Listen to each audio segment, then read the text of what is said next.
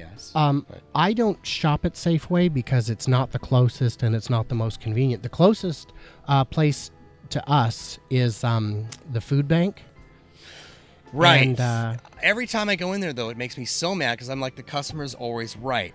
I'm like, I got these food stamps.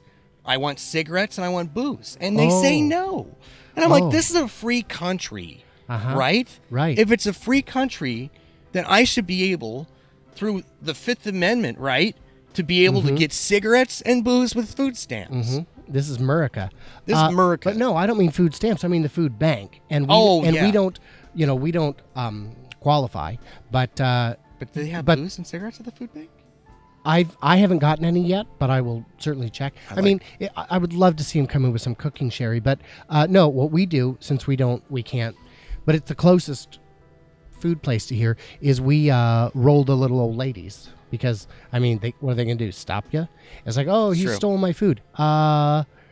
Girlfriend, that ain't your food. Right. Not until you get home. Yeah. And I'm bigger than you, and I'm stronger than you, and I'm younger than you, and that is my leftover 3-day-old sushi. You could always, if you want a little more fresh, too, is you go to retirement center and then hijack the Meals on Wheels truck. Oh, you get... You know how many meals you'd get out of that? Yeah, you're going to need to salt stuff, though, because everything on those is really bland. Oh, wow. But, you just get a big thing of Johnny's seasoning salt, you're good. What I do is I put on prosthetic makeup. It costs $500 to have the makeup guy come out and do it, but then I can get you can spend that much at Costco in a day. And so then I go to the old, and I make my loop around the old folks' homes, and I just change my outfit each time, and I know where they go with the Meals on Wheels, so I kind of follow them around, and I get so stuffed with Salisbury steak and apple potatoes. Sauce. Yeah, and instant mashed potatoes. That mystery bean stuff. It's a lot like cafeteria food, but there's even less salt. Wow. Well, cafeteria food is 30% salt. Oh, maybe that's the problem. Yeah, it's they actually start with a salt base. They couldn't even and make then a they pizza. add. Remember that? I like the pizza. It was square, and they burnt the shit out of it. Oh, ours was never every burnt. time. Oh, and then there was always one kid that had I'd bring lunch most of the time because I didn't like cafeteria food. Every day until 4th grade, somebody would puke right after lunch. Wow. The cafeteria food. Huh. I remember eating this pizza and it was burnt, and I almost threw up. But it was never the kids that brought their lunch. It was always the cafeteria food. Some kid would projectile vomit the mooey milk and the crafty carrots or whatever it was. It'd just be a mess. It'd be everywhere, and then that guy'd come in with the powder. The hell was that? I don't know, but that did not happen at my school. No, what we had that was great is this is a better segment for my crazy mom, but my mom would not give me enough lunch money, and unless I was working, and she's like, well, then but it's fine, whatever. So what I would do is, and then we reached a point where she just cut me off from lunch money altogether, and she said, tough shit, buy your own lunch, because at what, 7 years old? No, it was great. We got free lunch until I was in high school because she would fill out the paperwork saying that we were poor.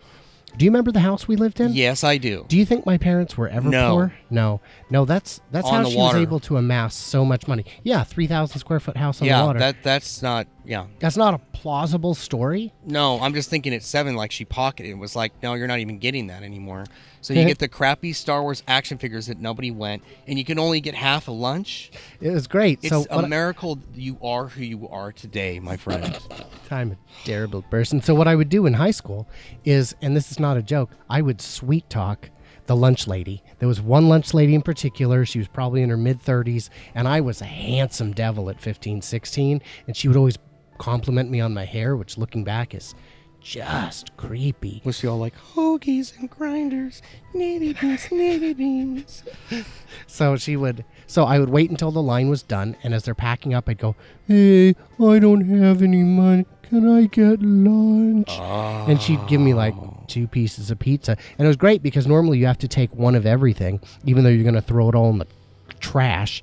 Right. But she would just be like, oh, what do you want? And she'd just throw it on a tray and be like, okay, you rascal, get out of here with your beautiful hair. Right. That's exactly what she was thinking. It's what she would say. Right.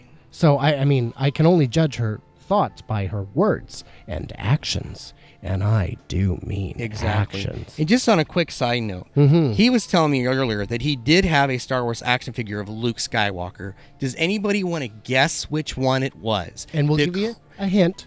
It's the crappiest one out of all the Luke Skywalkers you could get, action figures. That's the hint we'll give you. Yeah, you can put a comment down on the post or something of what you think that one is. And we both know which one, and you all know which one is the worst action figure of Luke Skywalker.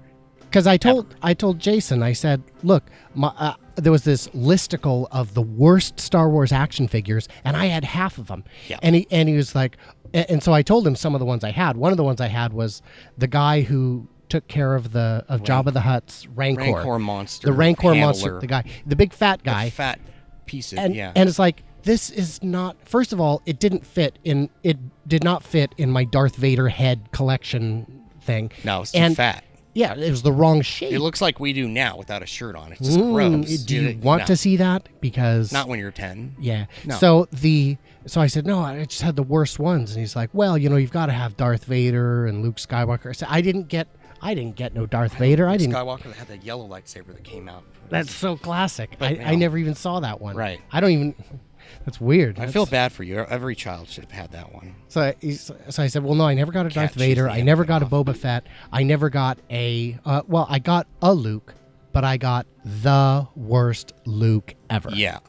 And Jason said, was it, I said, which one do you think it was? And he said, was it such and such? And I said, of course it was. Yeah. After 30 years, that's, instantly, I was like, it's that one. And we all know which one that is. You know what they should have had? Hint, you can't move the head. You know what would have been, what they should have had was the Luke with detachable hand. Yeah. I wonder if they ever made that. I mean, I know the first ones, like later on, you had a lightsaber you put in their hand, but it was stupid. You lose it and fall. I always liked the one that came out of the hand because it's like he's turning it on. Right. And it was yellow, and I'm like, this isn't right. And then I guess that one's like worth money because they switched to blue. The only problem is that it had like a really small end to make it look like it's longer, even though it's inside. And my cat chewed all of them off. Cat just loved the end of those lightsabers. Not a Star Wars fan. Not a Star Wars fan. But in fairness, the key demo for Star Wars was never cats. Oh. And, it's frustrating to me because toys will say on them, for ages 12 and up, for ages 8 and up, for ages 3 and up. But they never specify the age of cats and dogs you should have. Yeah. I mean, the cat should be over 5 before he chews on the toy, right? You would think. That should be on there. I mean, that's a lawsuit just waiting to happen.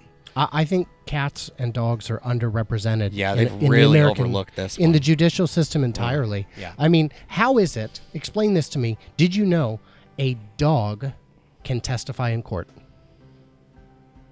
I can see that happening. A drug dog. Yeah, or like yes or no, like the hoof. The dogs don't have hooves, but So, do you know that? You don't have dogs. I have dogs. They have hooves. Okay.